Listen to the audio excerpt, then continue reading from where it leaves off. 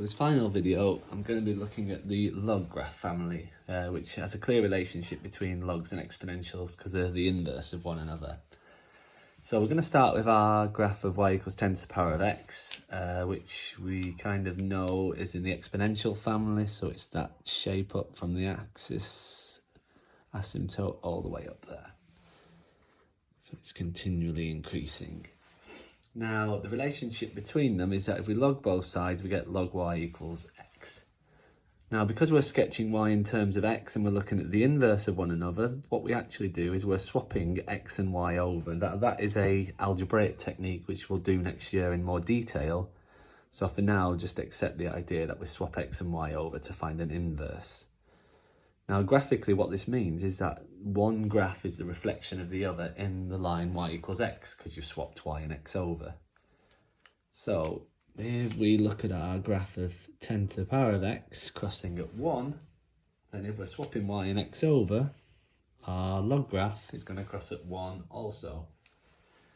The horizontal asymptote is the x-axis for 10 to the power of x, which again, if we swap that for y and x, means that the y-axis is going to be the asymptote for the log graph.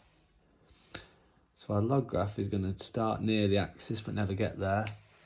And again, it's always going to be an increasing function still, but sloping off. So this is the graph of y equals log of x.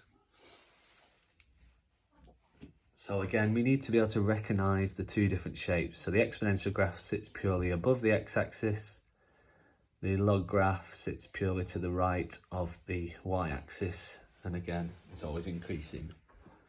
Now again, if we go back to this special case, this y equals e to the power of x, then the relationship between e to the power of x is what we call the natural log ln of y. So this is just, again, it can sometimes be written as log to the base e, but in maths that was defined as the natural log. So ln is Latin.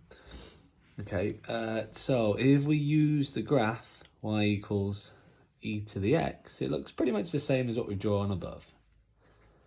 So there's your graph of e to the power of x, and again it crosses at 1. Then the graph of y equals ln x looks exactly the same, but has a slightly different gradient, but still crosses at 1. So you can see that they're still in the same family of graphs. So what I need you to be able to do is be able to sketch and appreciate the different families of graphs.